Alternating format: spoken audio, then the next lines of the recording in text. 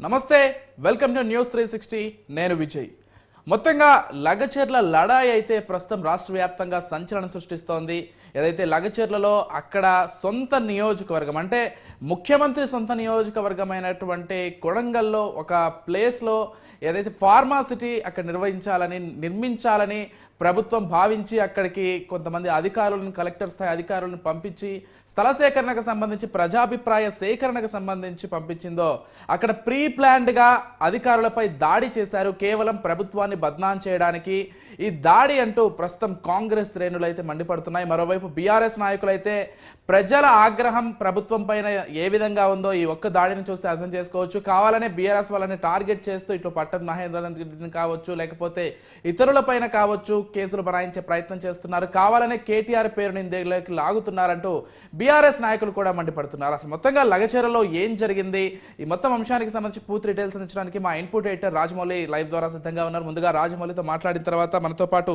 రామచంద్ర నాయక్ గారు కూడా ఉన్నారు కాంగ్రెస్ పార్టీ నుంచి వారితో కూడా మాట్లాడే ప్రయత్నం చేద్దాం ఎస్ రాజమౌళి మొత్తంగా లగచర్లలో ఏం జరిగింది దానికి సంబంధించినటువంటి పూర్తి డీటెయిల్స్ ఏంటి విజయ్ మొత్తం మీద తెలంగాణలో ఏ గవర్నమెంట్ ఉన్నా కానీ అభివృద్ధి కోసమే మాత్రమే పాటుపడతాయని మనం తెలుసుకోవచ్చు ఎందుకంటే గత 9 సంవత్సరాలుగా ఆ బీఆర్ఎస్ పార్టీ అధికారంలో ఉన్నప్పటికీ మాత్రం ఫార్మా కంపెనీలు కావచ్చు లేదు అంటే మొత్తం మీద రియల్ ఎస్టేట్ రంగానికి కావచ్చు లేదు అంటే పెద్ద ఫ్యాక్టరీలకు సంబంధించి అలాగే కాళేశ్వరం మేడిగడ్డ అన్నారం బ్యారేజీలకు సంబంధించి పెద్ద ప్రాజెక్టులు చేశారు ఆ కార్యక్రమంలో ఎక్కడ చూసినా కానీ సుమారుగా తెలంగాణలో ఉన్నటువంటి 33 జిల్లాలకు సంబంధించి కాళేశ్వరం ప్రాజెక్టు కోసమే సుమారుగా 6 జిల్లాల నుంచి కలెక్టర్లు ప్రజాప్రాయ సేకరణకు అంటే భూమి ప్రజాప్రాయ సేకరణకు మాత్రం పోయారు కానీ అప్పుడు ఒక్క పోలీసు వ్యక్తులు కావచ్చు లేదంటే అధికారులు కావచ్చు ఎవరు కూడా దానికి సంబంధించి ఎవరి మీద పడలేదు ఎవరి మీద దాడులు చేయలేదు కానీ ఇప్పుడు తెలంగాణ లోపల ప్రజలు వద్దనుకున్నారు ప్రభుత్వాన్ని ఎందుకంటే ఎలా జరిగిందో తెలియదు ఏం చేశారో తెలియదు కానీ ప్రజలు వద్దనుకున్నారు కావాలనుకున్న ప్రజలు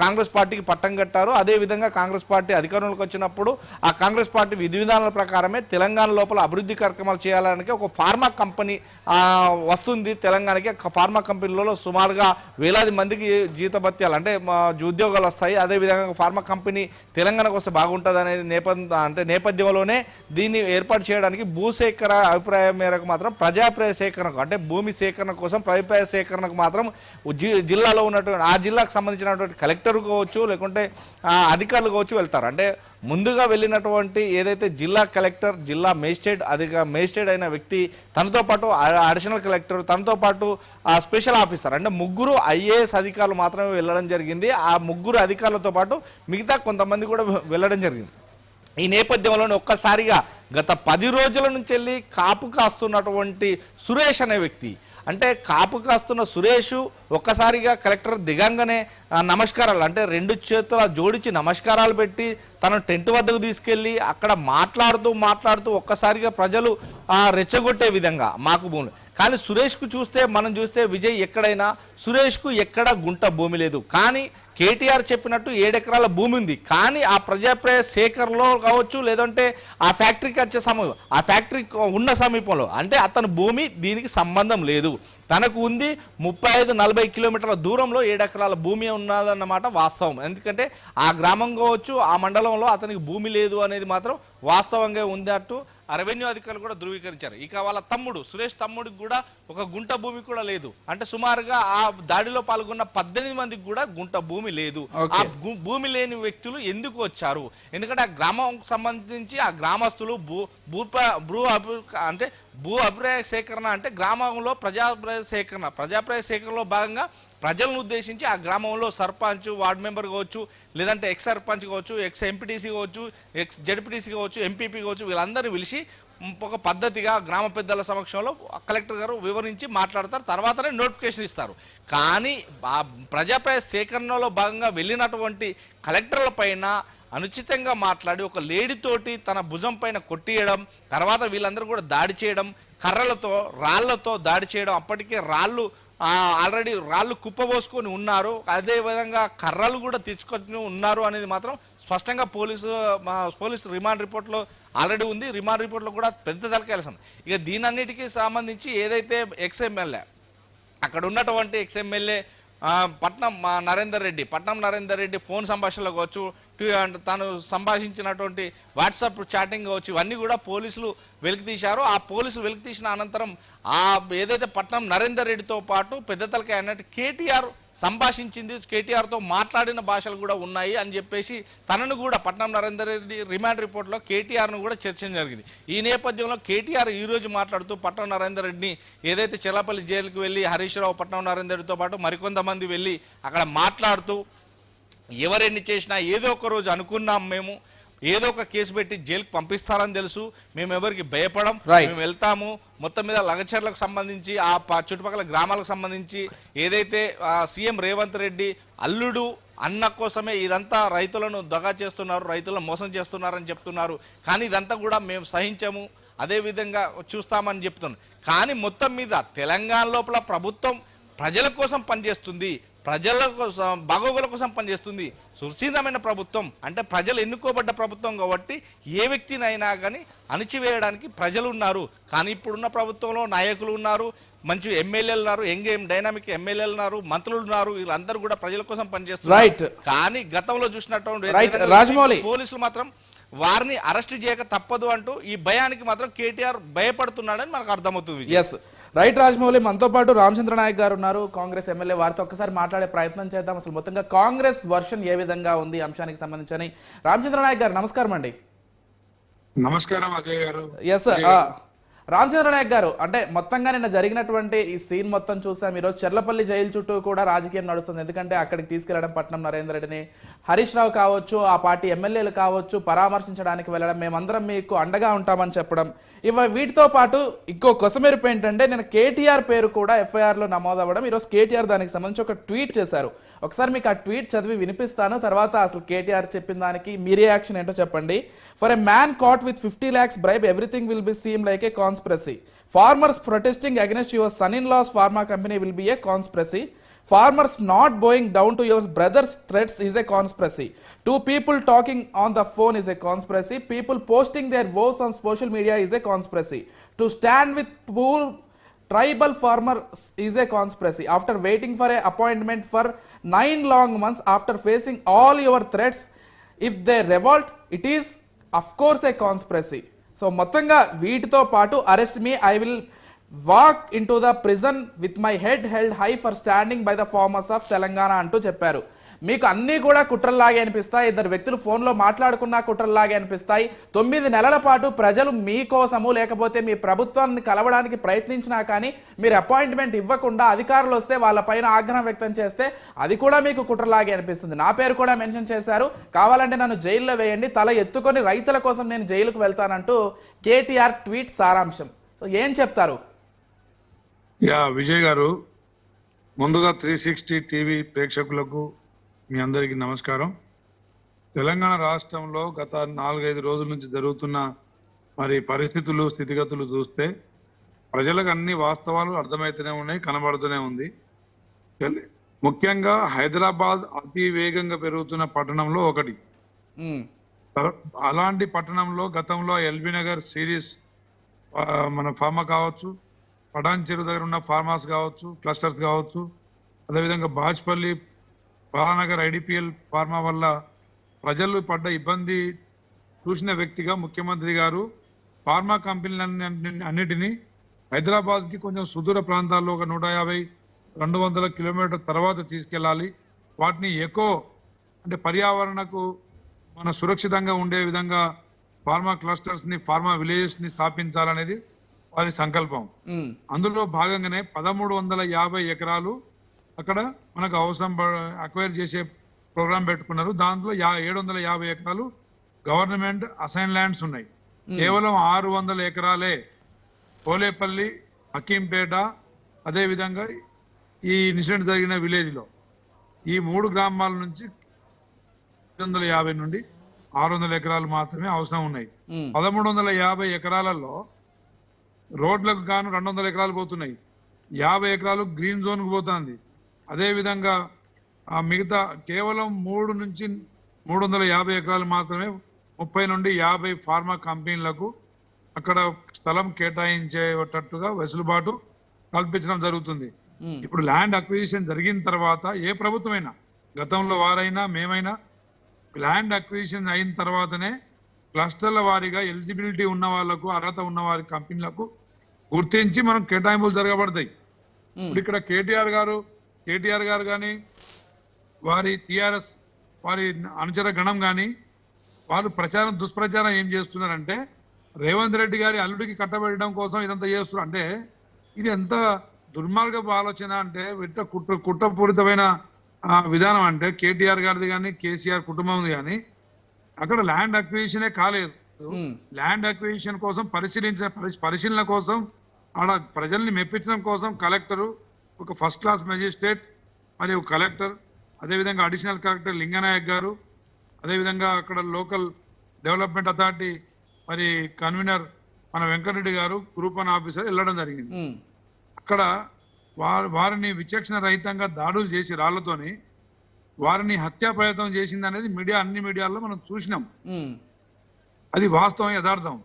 తర్వాత ఇప్పుడు టిఆర్ఎస్ పార్టీ నాయకులు బుకాయించేది ఫస్ట్ మేము దాడులు చేసిన వ్యక్తి మావాడు కాదని చెప్పారు సురేష్.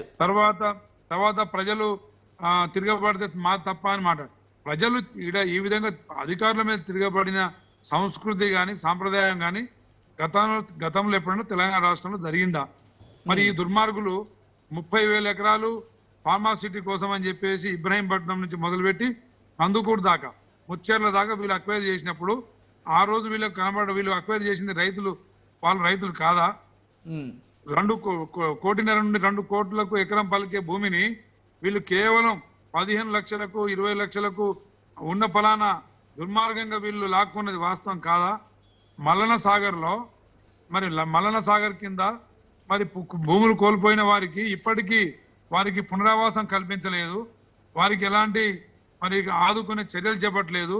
మరి అది దుర్మార్గం చర్య చేసింది టిఆర్ఎస్ ప్రభుత్వం కాదా? రైట్.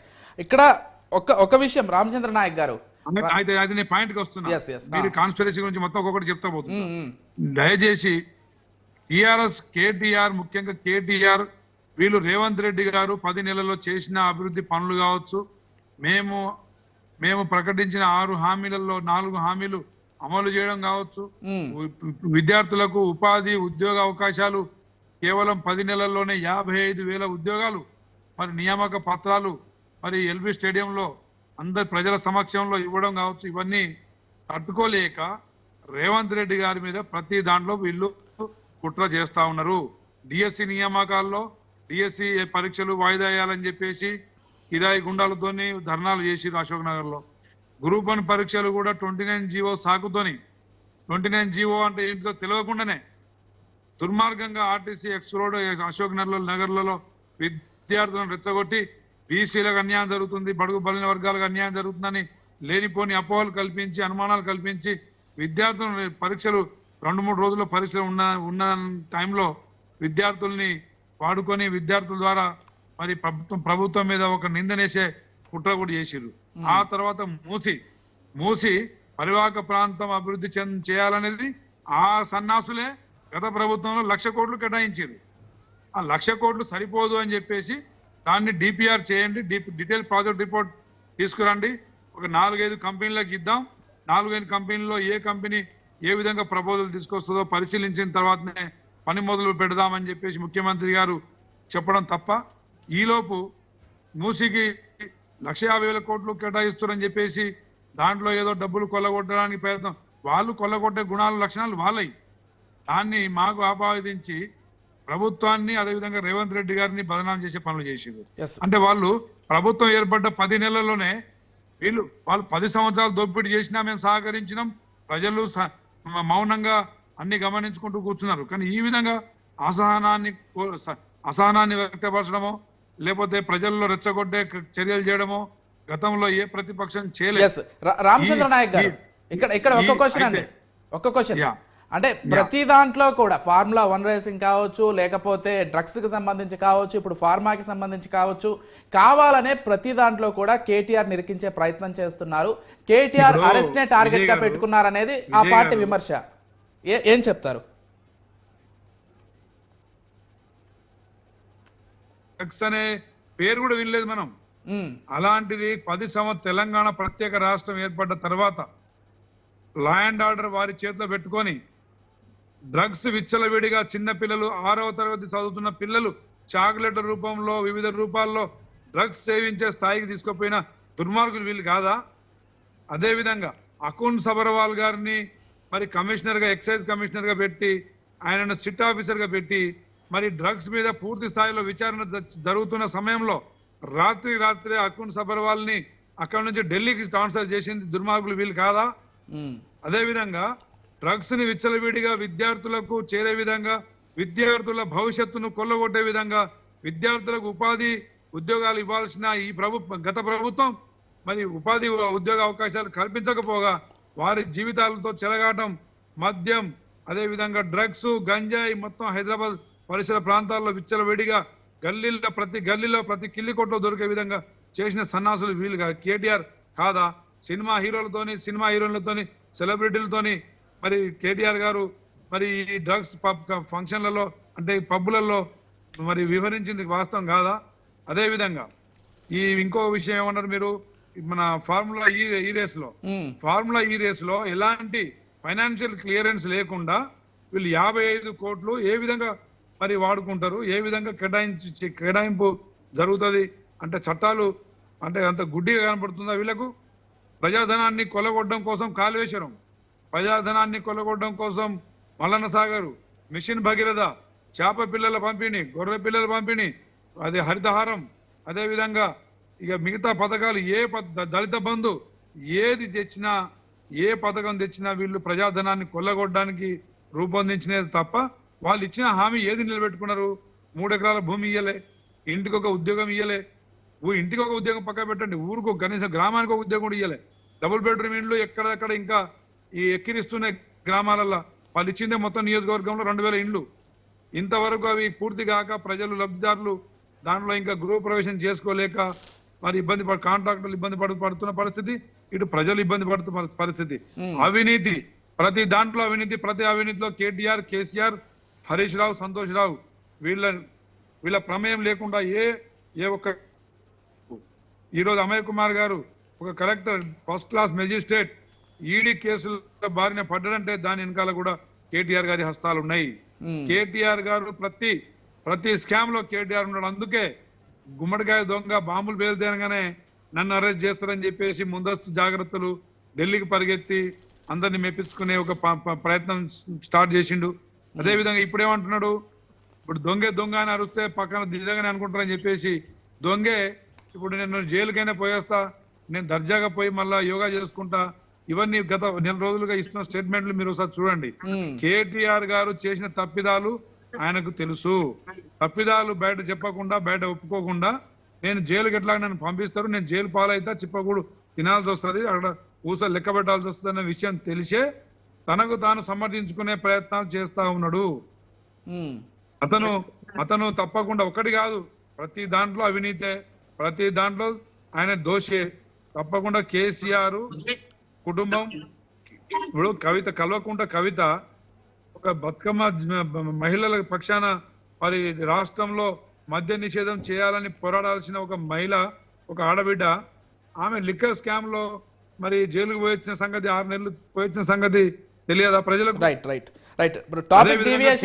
ఇప్పుడు కేటీఆర్ కూడా ఏంటంటే తను చేసిన అవినీతిలో తప్పకుండా జైలు పాలైతే తెలుసు కాబట్టి ఆయన ఇప్పుడు ముందస్తుగా ప్రజల్ని రెచ్చగొట్టే పనులు చేస్తా ఉన్నాడు. ప్రభుత్వం మీద బురద చల్లే అంటే కుట్రపూరితంగా నన్ను పంపించడనే ఒక సందేశాన్ని ప్రజలకు ఇవ్వాలనే ప్రయత్నం చేస్తాడు తప్ప నేను తప్పు చేసినా అనే ఆత్మ విమర్శ గాని అతనికి ఆత్మాభిమానం గాని లేదు. రైట్. ఇంకో విషయం ఏంటంటే గతంలో మేము ఏ స్థలాలు తీసుకున్నా లేకపోతే ప్రభుత్వం ఎటువంటి స్థల సేకరణ చేసినా కానీ ప్రజలని మెప్పించి వాళ్ళు ఒప్పుకునేలాగా చేసి మేము తీసుకున్నాం. కాకపోతే ఈ ప్రభుత్వం బలవంతంగా ప్రజల దగ్గర నుంచి లాక్కునే ప్రయత్నం చేస్తుంది. దానిపైన ఆగ్రహమే నిన్న కనిపించింది. దానికి బీఆర్ఎస్ ఏం సంబంధం అంటున్నారు? కేసీఆర్ కుటుంబం అబద్ధాలు ఆడుట్లో చాలా నిజాయితీగా ఆడుతారు, అబద్ధాన్ని కూడా నిజాయితీగా మాట్లాడతారు. ఏ రైతు భూములు నాకు తీసుకోండి అని చెప్తారా అండి? ఎవరైనా చెప్తారా? మల్లన్న సాగర్ లో చెప్పిర్రా? ఇబ్రహీంపట్నంలో ధర్నాలు జరగలేదా? ఇబ్రహీంపట్నం రైతులు రాస్తారోకోళ్ళు ఆ, ప్రభుత్వం మీద నిరసన తెలపలేదా శాంతియుతంగా? ఉమ్, ఎక్కడైనా రైతులు వాళ్ళ ఆత్మాభిమానం, వాళ్ళ తాతలు ముత్తాతల దగ్గర నుంచి వందల సంవత్సరాల నుంచి సాగు చేసే భూమి కోల్పోతున్నప్పుడు రైతులకు తప్పకుండా బాధ ఉంటది. ఉమ్, ఆ బాధకు తగ్గట్టుగా కంపెన్సేషన్ ఇస్తూ, కంపెన్సేషన్ వారికి ఆల్టర్నేట్ ఉపాధి కల్పించే దాంట్లో వారిని మనం సంజాయించి, ఎక్కడైనా అదే పద్ధతి ల్యాండ్ అక్విజిషన్ యాక్ట్ అనేది ఎక్కడైనా సమానం ఉంటది, ఏ ప్రభుత్వం సమానం. ఈయన ప్రత్యేకంగా ఈయన ఏదో బెల్లం తినిపించి ఒప్పించినట్టు, కాంగ్రెస్ ప్రభుత్వం ఏదో గన్నులు పెట్టి బెదిరించి తీసుకుంటున్నట్టు, ఇది తప్పు. ప్రజల భూములు కోల్పోవడం ఏ ప్రజలకు ఇష్టం ఉండదు. హైదరాబాద్ ఎయిర్పోర్టు పరిసర ప్రాంతాల్లో మరి అక్కడ భూమి అక్వైర్ చేసినప్పుడు రైతులు బాధపడ్డరు, కానీ తర్వాత ఓఆర్ఆర్ కింద భూములు కోల్పోయినప్పుడు బాధపడ్డరు. ఎక్కడైనా భూములు ఏ రైతు సంతోషంగా ఇవ్వరు. వారికి సరైన కంపెన్సేషన్ ఇచ్చినప్పుడు తప్పకుండా వాళ్ళు ఒప్పుకుంటారు. ఆ ప్రయత్నం ఇంకా జరుగుతుండగానే దాడి చేసే సంస్కృతి ఎక్కడిది? తెలంగాణలో కానీ దేశంలో కానీ ఎక్కడైనా సంస్కృతి ఉందా? దాన్ని ఖండించాల్సిన టిఆర్ఎస్ నాయకులు దాన్ని సమర్థించేది ఎక్కడిది? దాని మీద దాడికి అంటే ప్రేరేపించిన వ్యక్తుల్ని సమర్థించేది ఎక్కడిది? అంటే వీళ్ళు అధికారుల మీద వీళ్ళు దాడులు చేయాలనే ఒక సంస్కృతిని కొత్తగా తీసుకొస్తున్నట్టే కదా రాష్ట్రంలో. రైట్. కిరోసిన్ వీళ్ళు చేసిన పొరపాట్లకు, ధరణిలో వీళ్ళు చేసిన అవకతవకలకు ఒక ఎంఆర్ఓ పెట్రోల్ పోసి అందరి సమక్షంలో నిప్పంటించి చంపిన పరిస్థితి చూడలేదా? ఇంకొక ఎంఆర్ఓ మేడ్చల్లో చెర్లపల్లి జైల్లోనే ఆత్మహత్య చేసుకున్న దాని కారకులు టీఆర్ఎస్ ప్రభుత్వం కాదా? రైట్. ఎస్ రామచంద్ర నాయక్ గారు, సరే పాలిటిక్స్ అన్ని పక్కన పెడదాం కొద్దిసేపు. ఫార్మా సిటీ అనేటువంటి లేకపోతే ఫార్మా కంపెనీల్లో ఒక చోట నెలకొల్పాలనుకున్నప్పుడు అక్కడ ఉన్నటువంటి స్థానికులు వ్యతిరేకించడం అనేది శరమామూలు. ఎందుకంటే దాదాపు ఇప్పుడు చాలా దేశాలు అసలు ఫార్మా కంపెనీలు పెట్టకుండా కొత్త రూల్స్ అండ్ రెగ్యులేషన్స్ తీసుకొస్తున్నారు. గిరిజన రైతులను బలిపశం చేసిరండి టిఆర్ఎస్ నాయకులు. వీళ్ళు కల్పించిన అనుమానాలకు కావచ్చు, అక్కడ వీళ్ళు చేసిన ప్రేరేపితంతో కావచ్చు, అమాయక రైతులు ఇలా కేసున బారిన పడ్డ పరిస్థితి. ముఖ్యంగా మా గిరిజన సోదరులు, ఈ దుర్మార్గులు గిరిజనులకు 10% ఇస్తామని చెప్పి ఎప్పుడు ఇంప్లిమెంట్ చేసిరండి? 10 సంవత్సరాలు ప్రభుత్వం పోతున్న టైంలో 10% డిక్లేర్ చేసిరు. కనీసం గ్రామ పంచాయతీ ఆఫీసులు లేవు, ఇక్కడ అంగన్వాడీ టీచర్లు లేరు, తండాలకు ఎలాంటి మరి మౌలిక సదుపాయాలు కల్పించకుండానే ఏదో గ్రామ పంచాయతీ ప్రకటించేసి చేతులు దులుపుకున్నారు. ఈ తండాలకు గిరిజనులకు వీరు చేసిన మోసాలు అంతా ఇంత కాదు. సమైక్య రాష్ట్రంలోనైనా మా గిరిజనులకు కొంచెం లాభం జరిగింది, కానీ ప్రత్యేక రాష్ట్రం ఏర్పడ్డ తర్వాత కేసీఆర్ మా గిరిజనులకు చేసిన మోసం, అన్యాయం ఇక మా జన్మలో ఎప్పుడు మేము చూడలేదండి. ఇప్పుడు ఈ రైతులను కూడా గిరిజన రైతులను మళ్ళా మోసం చేసే పని చేసిర్రు. అక్కడ గిరిజన రైతులు, అమాయకంగా రైతులు ఇప్పుడు కేసుల బారిన పడి ఇబ్బంది పడే పరిస్థితి వచ్చింది. అక్కడ మా సింగరేణి కాలనీలో ఒక చైత్ర అనే ఒక అమ్మాయి ఇంటి పక్కన ఉండే ఒక దుర్మార్గుడు, వీళ్ళు ల్యాండ్ ఆర్డర్ మంచిగా చేసి ఉంటే అక్కడ అతను గంజాయి సేవించి ఆ అమ్మాయిని చంపేవాడా? హైదరాబాద్ పరిసర ప్రాంతాల్లో అక్కడ మన ఒక అమ్మాయి నిషా అనుకుంటా, డాక్టర్, వెటనరీ డాక్టర్ శంషాబాద్ పక్కన టోల్ గేట్ పక్కనే అమానుషంగా ఒక అమ్మాయిని డ్రగ్స్ సేవించి 4 దుండగులు అమ్మాయిని మానభంగం చేసి పెట్రోల్ అంటించి కాల్చిన పరిస్థితి మనం చూడలేదా? వాళ్ళ ప్రభుత్వంలో ఇంటర్మీడియట్ విద్యార్థులు 28 మంది ఫలితాలు, ఫస్ట్ క్లాస్ స్టూడెంట్స్ ఫలితాలు సరిగా ఇవ్వకపోవడం వల్ల 28 మంది ఇంటర్మీడియట్ విద్యార్థులు ఆత్మహత్యలు చేసుకున్నారు. 8,500 మంది రైతులు ఆత్మహత్య చేసుకున్నారు. రైట్ రామచంద్రన్, ఇంకో క్వశ్చన్ అండి. కేవలం కాంగ్రెస్ ఇచ్చినటువంటి అన్ని హామీలను నెరవేర్చలేక ఇటువంటి సంఘటనలన్నీ కూడా హైలైట్ చేసి పక్కదారి పట్టించే ప్రయత్నం చేస్తున్నారు ప్రజల్లో వాళ్ళు ఇచ్చిన హామీలకు సంబంధించి అనేది ప్రధాన అభియోగం.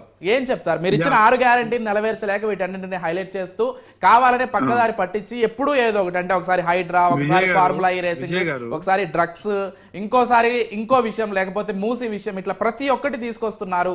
వాళ్ళు ఇచ్చినటువంటి 6 గ్యారంటీలు మాత్రం ప్రజల్లో పెద్దగా చర్చకు రాకుండా చేస్తున్నారు అనేది ప్రధాన అభియోగం బీఆర్ఎస్ పార్టీ నుంచి. విజయ్ గారు, ఇప్పుడు చెప్పడానికి లేకపోయినా వినడానికి ఉండాలి. మేమిచ్చిన 6 హామీలలో మహాలక్ష్మి స్కీమ్ లో ఆర్టీసీ బస్సు ఉచిత ప్రయాణం కల్పించినాం. 200 యూనిట్లు కరెంట్ ఫ్రీగా ఇస్తున్నాం. 500కే గ్యాస్ సిలిండర్ ఇస్తున్నాం. ఆరోగ్యశ్రీ 10 లక్షలకు పెంచి పేదవాడిని కార్పొరేట్ వైద్యం అందిస్తున్నాం. ఇందిరమ్మ ఇల్లు ఈ నెల నవంబర్ ఒక విధి విధానాలు రూపొందించి నవంబర్ నెలాఖరుకి మేము ఇండ్లు కూడా కేటాయించబోతున్నాం. 3,500 ప్రతి నియోజకవర్గానికి క్లారిటీ ఇచ్చినాం. ఇక రైతు రుణమాఫీ 32,000 కోట్లు ఇవ్వాల్సి ఉండగా 20 లక్షల మందికి కేవలం 27 రోజుల్లోనే 18,000 కోట్లు ఇచ్చినాం. అదే విధంగా రైతు భరోసా రేపు రబీకి ఇవ్వబోతున్నాం. అదే విధంగా మిగిలింది ఏంటిది, వృద్ధులకు, వికలాంగులకు, అదే విధంగా ఒంటరి మహిళలకు ఇస్తామని చెప్పిన 4,000 పెన్షన్లు కూడా మార్చి బడ్జెట్ సమావేశాల తర్వాత ఇవ్వబోతున్నాం. ఇంకా మేము ఏ మాట తప్పినాం? వాళ్ళ సన్నాసులు ఇచ్చిన ఒక్క హామీని నెరవేర్చకుండా 10 సంవత్సరాలు వాళ్ళు గడిపేసి ప్రజలను మోసం చేస్తే అది మోసం కాదు. 10 నెలల్లోనే మేము 4-5 హామీలు అమలు చేసి ఇంకొక 2-3 హామీలు అమలు చేయడానికి మేము ప్రణాళిక రూపొందిస్తుంటే మేము ఇవాళ డిలే చేసినామని చెప్పేసి కేవలం 10 నెలల్లోనే ప్రభుత్వం 5 సంవత్సరాలు ఉంటదండి విజయ్ గారు. అవును, వేచి చూడాలి. చూసిన తర్వాత ప్రభుత్వ పోకడలు మంచి లేనప్పుడు తప్పకుండా వారిలో మార్పు వస్తుంది. ప్రజలు న్యాయ నిర్ణేతలుగా నిర్ణయాలు తీసుకుంటారు. కానీ ఈ విధంగా రెచ్చగొట్టే పనులు చేసి ప్రతి దాన్ని ఉద్యోగాలు ఇస్తుంటే కూడా వద్దనే దుర్మార్గపు ఆలోచన ఎక్కడ చూసినామండి? వాళ్ళు 10 సంవత్సరాల్లో ఉద్యోగాలు ఇవ్వలేదు. విద్యార్థులను అన్ని పక్కదారి పట్టించి మొత్తం నిర్వీర్యం చేసిర్రు. గంజాయిలకు, చీప్ లిక్కర్కి బానిసలు చేసిర్రు. మేము అదే విద్యార్థులకు మెస్ ఛార్జీలు పెంచినాం. 40% మెస్ ఛార్జీలు పెంచి మరి ఫీజు రియంబర్స్మెంట్ చేసి మరి వారందరినీ ఉపాధి ఉద్యోగాల వైపు, స్కిల్ డెవలప్మెంట్ వైపు మేము తీసుకెళ్తున్నాం. అది వీళ్ళు జీర్ణించుకోలేకపోతున్నారు. అదే విధంగా విద్యార్థులతో పాటు వ్యవసాయ రంగాన్ని ముందు తీసుకెళ్తున్నాం. అదే విధంగా పారిశ్రామిక రంగాల్లో కూడా అభివృద్ధి చెందాలి, హైదరాబాద్ పెట్టుబడులు రావాలని చెప్పి హైదరాబాద్ మీద ఫోకస్ చేసినాం. అన్ని రంగాల్లో కేవలం సంక్షేమ పథకాలే కాదు, అభివృద్ధిని కూడా సమానంగా తీసుకెళ్తా ఉన్నాం. సీతారామ ప్రాజెక్టు పనులు సంవత్సరంలో పూర్తి చేయబోతా ఉన్నాం. మేము వ్యవసాయాన్ని, ఉపాధి, విద్యా అవకాశాలని, వైద్యాన్ని అన్ని సమపాలలు తీసుకెళ్తుంటే వీళ్ళు కడుపు మండి నిద్ర పట్టక తిన్నది అరక్క రోడ్ల మీద ప్రజల్ని రెచ్చగొట్టే పనులు. గతంలో కూడా వీళ్ళు ఉద్యమ సమయంలో మోహన్ బాబు గారి మీద, లగడపాటి గారి మీద కూడా దాడులు చేపించారు వీళ్ళు.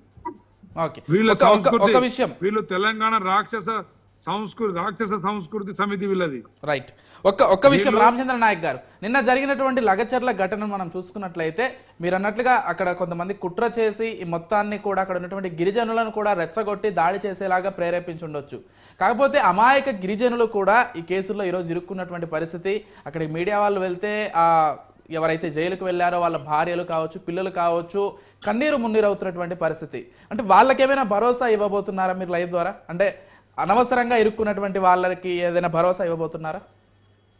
తప్పకుండా నిర్దోషి శిక్ష పడేది లేదు, దోషిని వదిలిపెట్టేది లేదు.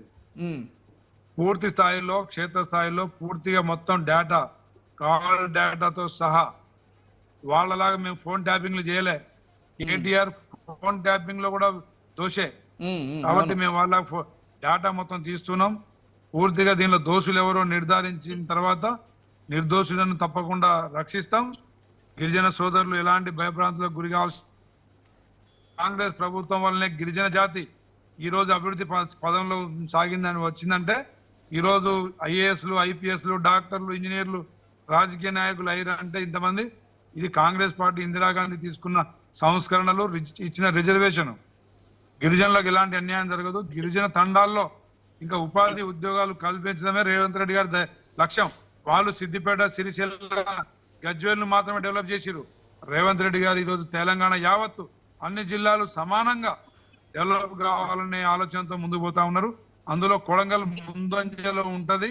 కొడంగల్ గిరిజన ప్రజల్ని ఆదుకోవడానికి రేవంత్ అన్న తప్పకుండా వారిని కాపాడుకునే చర్యలు కూడా ఆలోచన కూడా ఉంటుంది. ఎస్, పట్నం నరేందర్ రెడ్డి ప్రస్తుతం ఈ పేరే మొత్తంగా కూడా వినిపిస్తుంది. దాంతో పాటుగా కలెక్టర్ దగ్గరికి వచ్చినటువంటి ఆ సురేష్ అనే వ్యక్తి వాస్తవంగా మీటింగ్ జరగాల్సినటువంటి ప్లేస్ దగ్గర నుంచి ఇంకో ప్లేస్ దగ్గరికి తీసుకెళ్లి అక్కడ దాడి జరగడం. బట్ ఈ సురేష్ పట్నం నరేందర్కి రెడ్డికి ఉన్నటువంటి సంబంధానికి సంబంధించి కూడా పోలీసులు మాట్లాడుకున్నారనేటువంటి విషయాలు కూడా బయట పెట్టారు. అంటే ఎలా చూస్తారు, బీఆర్ఎస్ వాళ్ళు ముందు నుంచి ప్రీ ప్లాన్డ్ గానే ఇదంతా చేశారనుకుంటున్నారా, లేకపోతే అప్పటికప్పుడు జరిగినటువంటి కుట్రగా భావిస్తున్నారా? ఇప్పుడు టిఆర్ఎస్ పైన కేటీఆర్ గారు నరేందర్ రెడ్డి గారికి ఆదేశాలు ఇవ్వడం వల్ల నరేందర్ రెడ్డి గారు తన అనుచరుడు సురేష్ ని ప్రేరేపించి అక్కడ మరి నాకు తెలిసి ఒక 1 డే ముందే వీళ్ళు ప్లాన్ చేసుకున్నారు. చేసుకొని అధికారులను భయభ్రాంతులు చేస్తే ప్రభుత్వాన్ని అస్థిరపరిచే కుట్ర ఒకటి భాగం. అదేవిధంగా ప్రభుత్వాన్ని రేవంత్ రెడ్డి గారిని మరి బదనాం చేయాలి. అదేవిధంగా భూములు ఇక్కడికి వస్తే ఇట్లా జరుగుతుందనే ఒక ప్రభుత్వాన్ని ఒక భయానక సమాచారం సంకేతాలు ఇవ్వాలనేది వారి దుర్మార్గపు ఆలోచన. సో తప్పకుండా దీంట్లో పోలీసులు దాన్ని ఛేదిస్తున్నారు. పూర్తి వివరాలు వచ్చిన తర్వాత నిర్దోషులను వదిలేసి దోషులను కటకటాల్లో చెప్పకూడదు తినిపియాలనే ఆలోచన ప్రభుత్వం చట్టం తప్పకుండా ముందుకు తీసుకెళ్తుంది. అంటే ఇంకొక న్యూస్ ఏం వినిపిస్తుంది అంటే పట్నం నరేందర్ మాట్లాడుతూ సురేష్ తోటి అవసరమైతే అధికారులని పూర్తిగా ఇబ్బంది పెట్టండి, అక్కడికి వచ్చినటువంటి అధికారులను చంపడానికి కూడా వెనకాడబోకండి, ప్రభుత్వాన్ని అస్థిరపరచడమే లక్ష్యంగా ఈ దాడి చేయాలనేటువంటి ఉద్దేశాలతో మాట్లాడినట్టుగా కూడా న్యూస్ వైరల్ అవుతోంది.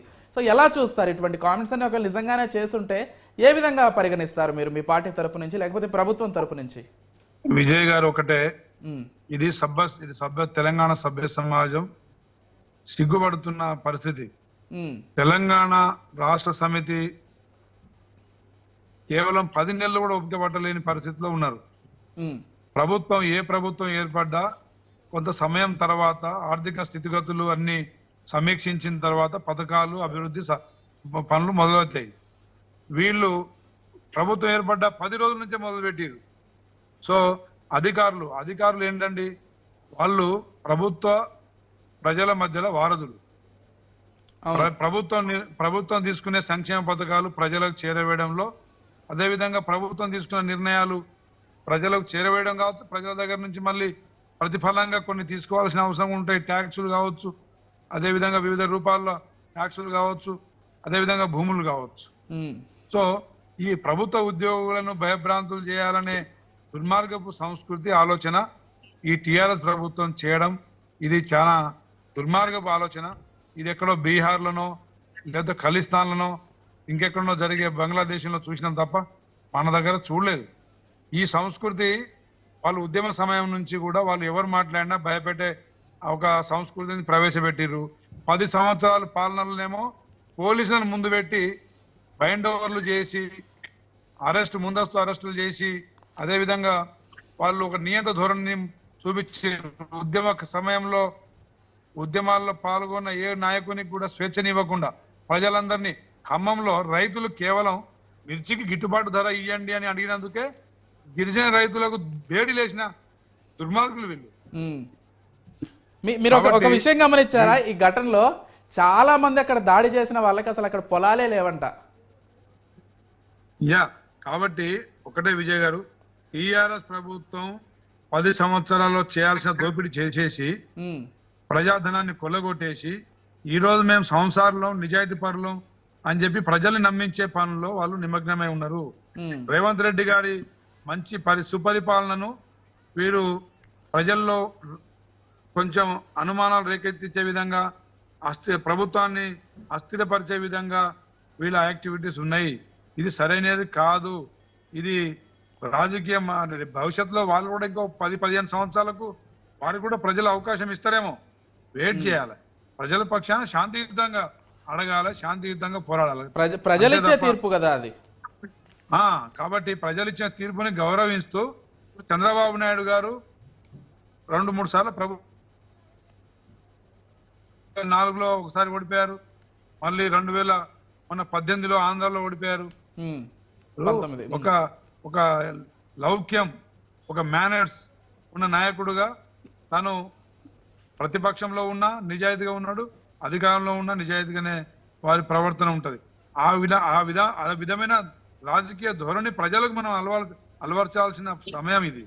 అంతేగాని అధికార దాహంతో అధికారం పోగానే ప్రభుత్వాన్ని అస్థిరపరిచే కుట్రలు, అదేవిధంగా దాడులు, ప్రజలతో దాడులు చేపించే పరిస్థితులు, అమాయక విద్యార్థుల్ని అమాయక ప్రజల్ని మరి ప్రేరేపించి మరి కేసుల బారిన పడేసి, లేదంటే అమాయక ప్రజలు శ్రీకాంతాచారి లాంటి ఆత్మ బలిదానాలకు బలయ్యేటట్టు చేసి నిశాంత్ రెడ్డి లాంటి వాళ్ళని, అదేవిధంగా నల్లిని డిఎస్పీ గారిని, అదేవిధంగా చాలా మంది ఉద్యోగస్తులు కృష్ణయ్య కానిస్టేబుల్ కృష్ణయ్య లాంటి వాళ్ళని ఆత్మ బలిదానాలకు ప్రేరేపించినట్టుగా గతంలో చేసినట్టుగా ఇప్పుడు కూడా చేసి భవిష్యత్తులో మళ్ళా అధికారం పొంది మళ్ళీ రాష్ట్రాన్ని దోపిడీ చేయాలనే కుట్ర తప్ప వీళ్ళకు ప్రజల సంక్షేమం ఎక్కడుందండి?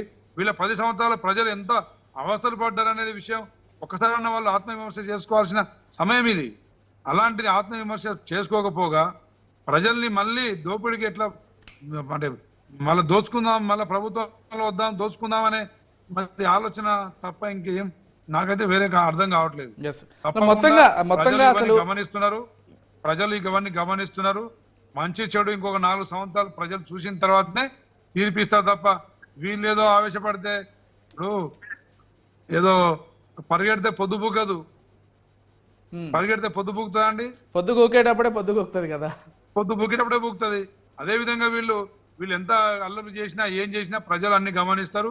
వాస్తవాలు గమనించినాకనే నెక్స్ట్ వచ్చే 2029 ఎన్నికలు తీర్పిస్తారు. అప్పటిదాకా వీళ్ళు వేచి చూడాలి.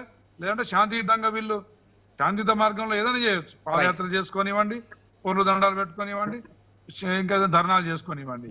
కానీ వాళ్ళ 10 సంవత్సరాలు ఎవరిని ధర్నా చెవుకునే బంద్ చేసి ఎక్కడ ఎవరితో ధర్నాలు చేయొద్దని చెప్పేసి అందరినీ కోదండరామ్ గారు లాంటి శాంతియుతంగా పోరాడే వ్యక్తిని కూడా హౌస్ అరెస్ట్ చేసి ఆ డోర్లు పల్లగొట్టి బైండ్ ఓవర్లు చేసి దుర్మార్గం నియంత పాలనను చూపించి మళ్ళా వాళ్ళే ఇప్పుడు ప్రతిపక్షంలో కూడా దుర్మార్గం చేస్తామంటే ఎవరు ఒప్పుకుంటారండి? ప్రజలు దాన్ని సహిస్తారా? ఇంకో విషయం రామచంద్ర నాయక్ గారు, అంటే ఇంత గొడవ జరిగింది లగచర్లలో, అసలు ఫార్మాసిటీకి సంబంధించి లేకపోతే ఫార్మా ఇండస్ట్రీకి సంబంధించి కాంగ్రెస్ ప్రభుత్వం మరి ముందుకెళ్ళబోతోందా, లేకపోతే ఈ రగడ నేపథ్యంలో ఎందుకులే వేరే చోట పెట్టుకుందాం అనేటువంటి ఆలోచన ఉందా? దానికి సంబంధించి ఏదైనా నిర్ణయం తీసుకుందా కాంగ్రెస్ ప్రభుత్వం? చూడండి విజయ్ గారు, కొడంగల్ నియోజకవర్గ అభివృద్ధి ముఖ్యమంత్రి గారి లక్ష్యం. తన సొంత నియోజకవర్గ అభివృద్ధి చేసుకోవాలనే ఆలోచన వారికి ఉంది. ఇప్పుడు కొడంగల్లో అభివృద్ధి ప్రజలు కోరుకుంటే తప్పకుండా అభివృద్ధి కోసం వారు వెనకాడే వ్యక్తి కాదు. రెండవది ఏంటంటే భూములు ఎక్కడైనా భూములే, రైతులు ఎక్కడైనా రైతులే. అక్కడ 700 ఎకరాలు ప్రభుత్వ భూమి ఉంది కాబట్టి ఇంకొక 600 ఎకరాలు సేకరించి 600 ఎకరాలు భూములు ఇచ్చిన రైతులకు కూడా ఉద్యోగ అవకాశాలు కల్పిస్తూ వారికి కూడా కంపెన్సేషన్ గా పరిహారంగా వారికి ఆల్టర్నేట్ భూమో ఆల్టర్నేట్ గా డబ్బులో ఇచ్చి వారిని కూడా ఆదుకునే చర్య ఉంటది. ప్రజలు ఎలాంటి ప్రలోభాలకు అనుమానాలకు పోవాల్సిన అవసరం లేదు. ఇప్పుడు కొడంగల్ రైతులు ఇవ్వకపోతే ఆర్మూరు పోయి అడిగితే ఇస్తారా? కాబట్టి ఎక్కడైనా సేమ్ సమస్య ఉంటది. అన్ని జిల్లాల్లో పరిశ్రమలు రావాల్సిందే.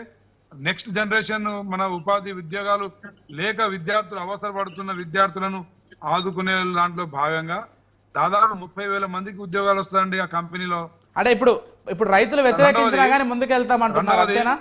రెండవది విజయ్ గారు, రైతులు వ్యతిరేకించినా కానీ మాకు ఇష్టం లేదన్నా కానీ ప్రభుత్వం ఏం చేయాలనుకుందో దారితో ముందుకు వెళ్ళబోతోంది. నేనేం చెప్తున్నా, అక్కడ పోలేపల్లి గ్రామంలో 220 ఎకరాల్లో ఆల్రెడీ 150 ఎకరాలు ఇచ్చేసినండి. హకీంపేట గ్రామంలో ఆల్రెడీ 500 ఎకరాలు అక్విజిషన్ అయిపోయింది. ఒక లగచర్ల ఒక్క దాంట్లోనే 450-500 ఎకరాలు సేకరించాల్సింది ఉంది. ఆల్రెడీ 120 ఎకరాలు ఇచ్చేసిర్రు. ఇప్పుడు సగం అక్వైర్ చేసి సగం మంది వదిలేసి ఉండదు. రైతులను తప్పకుండా ఆదుకుంటాం. ఇక్కడ గొడవ చేసినంత దొంగ రైతులు. రెండవది ఇక్కడ 30 కంపెనీలకు 30 నుంచి 50 కంపెనీలకు మేము క్లస్టర్ గా అవకాశం ఇవ్వబోతున్నాం వారి అర్హతలను బట్టి. ఇక్కడ సుజన్ రెడ్డికి ఇస్తున్నామని చెప్పేసి దొంగ ప్రచారాలు చేసినంత మాత్రాన అది వాస్తవం కాదు. అవాస్తవాలు ఇప్పుడు వాస్తవం కావు. రైట్. కేటీఆర్ బామర్ది వచ్చి కంపెనీ పెడతామన్నా ఇస్తాం. కేటీఆర్ దోచుకున్న సొమ్ముతోని కంపెనీ పెట్టుకుంటా అన్నా అక్కడ స్థలాన్ని ఇస్తాం. రైట్. ఫైనల్ గా ఈ మొత్తం అంశానికి సంబంధించి నిందితులకు సంబంధించి మీ అభిప్రాయం ఏంటి? ఎటువంటి శిక్షలు పడబోతున్నాయి? ఇక్కడ అంటే కేటీఆర్ కూడా ఇన్వాల్వ్ అయ్యారని ఇప్పటికే ఎఫ్ఐఆర్లో నమోదు చేయడం కూడా జరిగింది. కాబట్టి ఫైనల్ గా బీఆర్ఎస్ నాయకుల ఇన్వాల్వ్మెంట్ కి సంబంధించి జరగబోయే కాన్సిక్వెన్సెస్ సంబంధించి మీ అభిప్రాయం ఏంటి? ఒక్క మాటలో చెప్పండి. యా, కేటీఆర్ గారు ప్రతి దాంట్లో దోషే. అతను ఇప్పుడు ఒక నేర చరిత్ర గల ఒక నేరస్తుడు ప్రతి దాంట్లో నేరం చేయడానికి ఇష్టపడతాడు. అతను ఫోన్ ట్యాపింగ్ లో నేరస్తుడు, డ్రగ్స్ సరఫరాలో నేరస్తుడు, అదే విధంగా ఈ ఫార్ములా ఈ రేస్ లో కూడా నేరస్తుడే, దోషి. అదే విధంగా దీంట్లో కూడా కుట్రదారుడు A1 కేటీఆర్ఏ. అది సాక్ష్యాలతో నిరూపించిన తర్వాత కేటీఆర్ అన్నా వెనక ఉన్న కేసీఆర్ ఉన్నా వదిలేదు. Okay, right. Thank you so much. ఇది అధికారులకు మనం మనోధైర్యం కల్పించాల్సిన సమయం ఇది.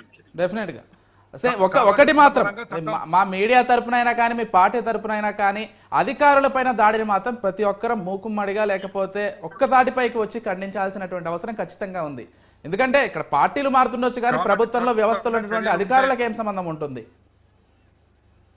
కాబట్టి చట్టపరంగా తప్పకుండా చర్యలు ఉంటాయి. దోషి తప్పకుండా శిక్ష అర్హుడే, నిర్దోషి తప్పకుండా బయటకు వస్తాయి. Thank you so much Ramachandra Nayak గారు. థ్యాంక్ యూ సో మచ్ అండి. మొత్తంగా చూస్తున్నాం కదా, లగచర్ల లడాయికి సంబంధించి రామచంద్ర నాయక్ గారు కాంగ్రెస్ పార్టీ తరఫున ఒక ఎమ్మెల్యే కావచ్చు, వారి పార్టీ తరఫున వారి ఆలోచనలు కావచ్చు, దీనికి సంబంధించినటువంటి క్లారిఫికేషన్స్ కావచ్చు చక్కగా ఇచ్చే ప్రయత్నం చేశారు. దీంతో పాటుగా మరి ఇప్పటికే పట్నం నరేందర్ రెడ్డిని జైలుకు తరలించారు కాబట్టి బీఆర్ఎస్ నాయకులు కూడా వెళ్ళి ఒక్కొక్కరుగా పరామర్శిస్తున్నారు. అసలు మొత్తం కూడా ఇప్పుడు రాష్ట్ర సమస్యగా, రాజకీయ సమస్యగా మారిపోయినటువంటి పరిస్థితిని గమనిస్తున్నాం. మరి ఎవరు దోషులుగా తేల్తారు, ఎవరు నిర్దోషులుగా ఉంటారు, ఈ మొత్తం కూడా ప్రశ్నార్థకంగానే ఉన్నాయి. విచారణ పూర్తి స్థాయిలో జరగాలి. ఎవరు దోషులైతే వాళ్ళకి తప్పకుండా శిక్ష పడాలని, మరొక వైపు ప్రభుత్వ అధికారులు కావచ్చు, ప్రభుత్వ ఉద్యోగులు కావచ్చు, రాష్ట్ర వ్యాప్తంగా నల్ల బ్యాడ్జీలు ధరించి వాళ్ళ ఉద్యమం కూడా కొనసాగుతోంది. ఇది ఇవాల్టి special debate. Keep watching News 360.